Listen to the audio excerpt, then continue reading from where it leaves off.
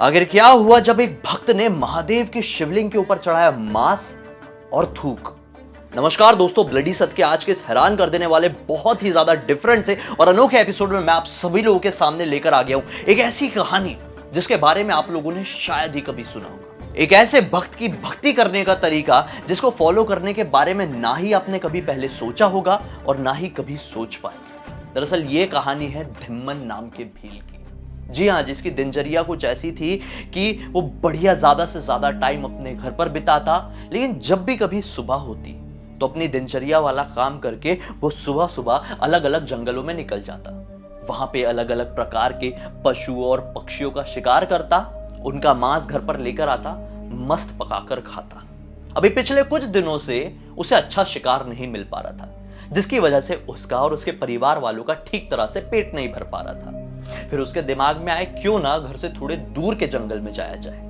वो भ्रमण करते करते एक दिन ऐसे जंगल में पहुंच जाता है जहां पर वो पहले कभी नहीं आया था। ये जंगल बहुत ही ज्यादा घना था, तरह तरह की पहाड़ियां, तरह तरह के पेड़ पौधे।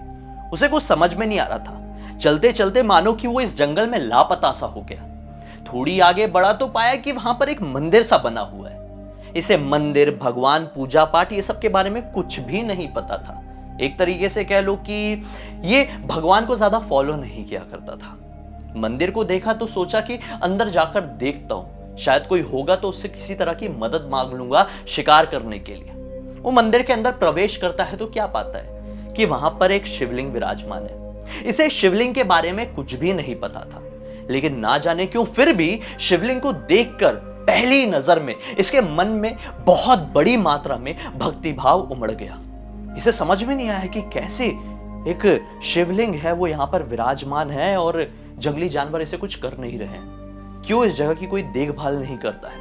उसके मन में अपने ईश्वर, जिसे अभी अभी इसने देखा, शिवलिंग के लिए बहुत ज्यादा फिक्र सताने लगी। उसने सोचा कि आज रात मैं यहीं पर बिताऊंगा और इस जगह की पहरेदारी करूंगा। अगर मैं चले गया तो यहां पर कोई जंगली जानवर आके इसे कोई नुकसान तो नहीं पहुंचा देंगे।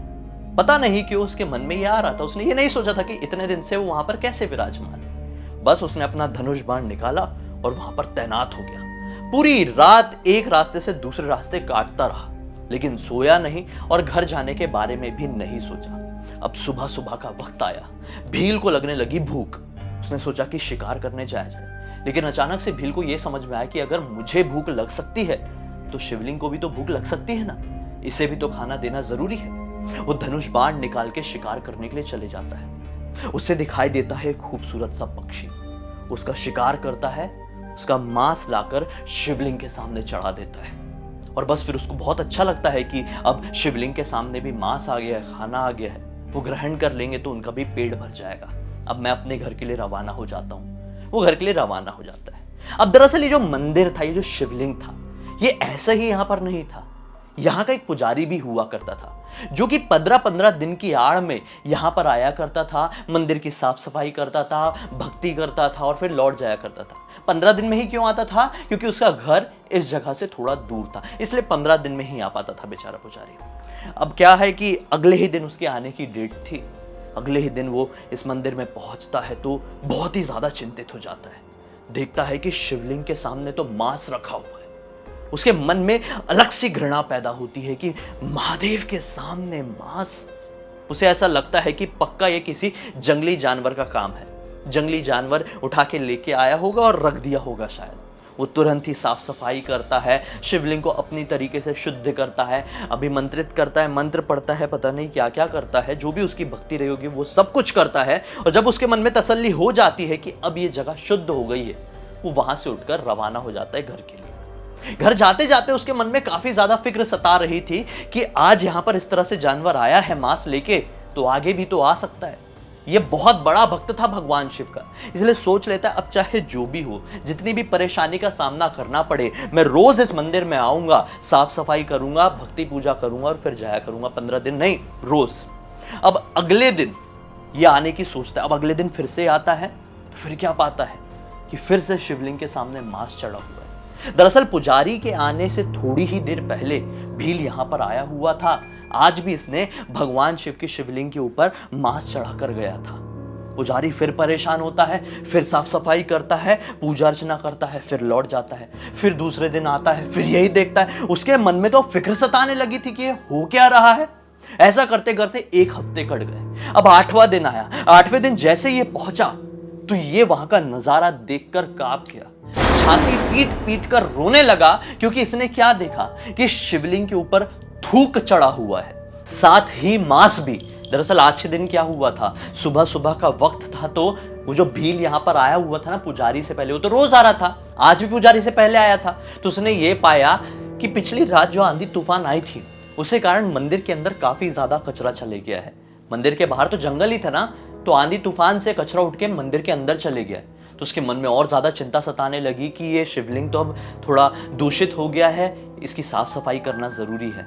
लेकिन साफ सफाई करे तो करे कैसे, स्नान कराए तो कराए कैसे? इसके पास तो कोई बर्तन नहीं था। हाँ, थोड़ी आगे एक झरना जरूर था, लेकिन बर्तन नहीं था। ये पानी कैसे लाता, इसको कुछ समझ में नहीं आया। ये जल्दी जल्दी जल्दी जल्दी झरने की तरफ गया और झरने से जो पानी गिर रहा था उसके नीचे मुंह खोलकर खड़ा हो गया। वो पानी इसके मुंह में इकट्ठा हुआ, झरने का मुंह में पानी भरकर लेकर आया और शिवलिंग के ऊपर अपने मुंह से पानी चढ़ाया। उसे ऐसा लगा कि हाँ, ऐसा 3-4 बार उसने किया। फिर उसे ऐसा लगा कि हाँ, अब शिवलिंग साफ हो गया है। तो फिर से वो शिकार करने गया, एक पक्षी का मांस लेकर आया और शिवलिंग के सामने चढ़ा दिया। और जब उसके मन में तसल्ली हो गई कि हाँ, भगवान ने नहा भी लिए हैं, अब इनका पेट भी भर जाएगा, फिर वो घर चले गया। उसके बाद पुजारी आया हुआ था। पुजारी ये सारा नजारा देखकर छाती पीट पीट कर रो रहा था और अब ये क्लियर समझ गया था कि ये काम किसी जंगली जानवर का तो हो नहीं सकता, ये पक्का किसी ऐसे इंसान का काम है जो दिमागी तौर पर स्थायी नहीं है। पुजारी बहुत ज्यादा परेशान हुआ और रो रो कर भगवान शिव के सामने हाथ जोड़कर ये मिन्नतें कह लो या फिर ये प्रार्थना कह लो करने लगा कि क्यों आप ये सारी चीजें बर्दाश्त कर रहे हैं महादेव। इस तरह से कोई आपके पास आता है और आपके ऊपर दूषित चीजें चढ़ाकर चले जाता है, आप ये सब क्यों सह रहे हैं महादेव। आप ये पूरी दुनिया चला रहे हैं, उसके बावजूद भी ऐसी गंदगी आपके ऊपर चढ़ाएगा तो कैसा चलेगा, मेरा दिल तो रोएगा ही ना। ये सारी चीजें मैं बर्दाश्त नहीं कर सकता, ये मैं देख नहीं सकता। मैं ये जो भी काम कर रहा है उसे अब छोड़ूंगा नहीं, अब मैं यहां पर पहरेदारी दूंगा। तभी भगवान शिव के शिवलिंग के अंदर से आवाज आई, जिसे तुम गंदगी समझ रहे हो, जिसे तुम दूषित वस्तुएं समझ रहे हो, दरअसल वो कोई गंदगी नहीं, वो भक्ति भाव है। मेरा एक भक्त है जिसकी भक्ति करने का तरीका यही है और मैं उसकी भक्ति से बंधा हुआ हूं। मैं उसके ऊपर बहुत ज्यादा प्रसन्न हूं। उसके जैसा मेरे बारे में अभी तक किसी ने नहीं सोचा है, इसलिए मैं ये सारी चीजें स्वीकार कर लेता हूं क्योंकि उसने सच्चे मन से ये सारी चीजें मेरे सामने अर्पित की। पुजारी समझ नहीं पा रहा था, स्पीचलेस था। अचानक से फिर से शिवलिंग के अंदर से आवाज आई, अगर तुम भी उसकी भक्ति भाव को देखना चाहते हो तो कल सुबह प्रातः काल सूर्योदय होने से पहले यहां पर पहुंच जाना और झाड़ी के पीछे छिपकर सब कुछ देखना। तुम्हें पता चल जाएगा कि वो कितना बड़ा भक्त है और उसकी भक्ति भाव कैसा है। पुजारी ने बिल्कुल यही किया। आखिर महादेव का आदेश था, वो भक्त था बहुत बड़ा, महादेव का क्यों नहीं मानता ये बात। अगले दिन सुबह सुबह उठा जल्दी जल्दी, उसे पूरी रात तो नींद आई ही नहीं, और सुबह सूर्योदय से पहले उस मंदिर के सामने पहुंच गया। झाड़ियां थी ना, वहां पर छिपकर खड़ा हो गया। थोड़ी देर बाद ये पाया कि वहां पर एक भील आया है, रोज की तरह। उसने भील ने देखा कि आज सब कुछ साफ है, सब कुछ ठीक है, तो भील मांस लेकर आज अपने साथ आया हुआ था। मांस चढ़ाया, आज बर्तन में पानी भी लेकर आया था, पानी भी चढ़ाया, शिवलिंग को नहलाया और हाथ जोड़कर जाने ही लगा कि अचानक से उसे दिखाई दिया कि शिवलिंग के ऊपर ना 2 आंखें बनी हुई थी। उसमें से जो दाहिनी वाली आंख थी ना शिवलिंग की, वहां से ना कुछ बह रहा था। उसको ऐसा लगा कि अरे, मेरे भगवान को तो शायद कोई चोट लग गई है आंखों में। उसने क्या किया, थोड़ा साफ करने की कोशिश किया, लेकिन वो साफ नहीं हुआ। उसके मन में और चिंता सताने लगी क्योंकि ये जो कुछ भी बह रहा था अब ज्यादा मात्रा में बहने लगा। उसने आओ सोचा न ताओ, अपने कमर में बंधा हुआ चाकू निकाला, अपनी दाहिनी आंख को उखाड़ा और शिवलिंग के उसी आंख में लगा दिया जहां से कुछ बह रहा था। उसके ये लगाने पर वो बहती हुई चीज तो बंद हो गई, लेकिन शिवलिंग की बाईं आंख से अब खून बहने लगा। लगातार भील की भी उसी आंख से खून बह रहा था जो आंख उसने उखाड़ा था, लेकिन शिवलिंग की अब दूसरी आंखों से भी खून बहने लगा था। यह काफी ज्यादा डर गया कि मेरे भगवान किसी बड़ी परेशानी में है। वो चाकू फिर से निकालता है और अपनी बाईं आंख उखाड़ने वाला होता है कि उसको यह समझ में आता है मेरी दाहिनी आंख तो मैं निकाल चुका हूं, अगर मैं अपनी बाईं आंख भी निकाल दूंगा तो क्या होगा? मुझे तो दिखाई नहीं देगा ना कि शिवलिंग की किस जगह पर मुझे आंख लगानी है। तो अपना पैर शिवलिंग की उस आंख की जगह रख देता है, बाईं आंख की जगह रख देता है ऐसा पैर का अंगूठा, और फिर अपनी आंख उखाड़ता है और अपना पैर हटा के शिवलिंग की बाईं आंख वाली जगह पर अपनी बाईं आंख लगा देता है। अब यह भील पूरी तरह से नेत्रहीन हो चुका था। महादेव इसकी इस भक्ति भाव से काफी ज्यादा प्रसन्न हुए, उसके सामने प्रकट हुए और उसके नेत्र उसे लौटा दिए, उसकी दृष्टि उसे लौटा दी। सारी चीजें पीछे से पुजारी खड़ा खड़ा देख रहा था। जैसे ही महादेव उसके सामने आए, उसने अपनी आंखों से महादेव को देखा भील ने, वो दंडवत प्रणाम कर दिया। इस भक्ति भाव को देखकर पुजारी भी वहां पर आया और महादेव ने कहे कि आज के बाद से सदैव ये संसार याद रखे कि कभी ईश्वर फूल चढ़ावा प्रसाद के भूखे नहीं होते हैं।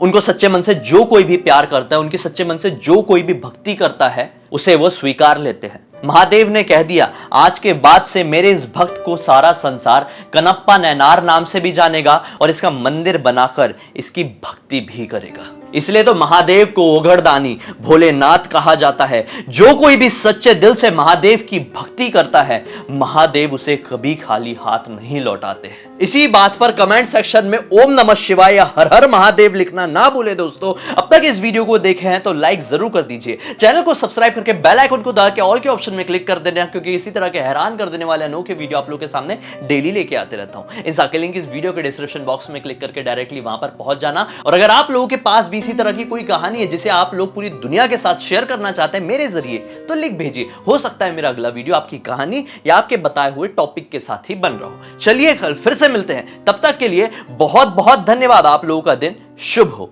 हर हर महादेव।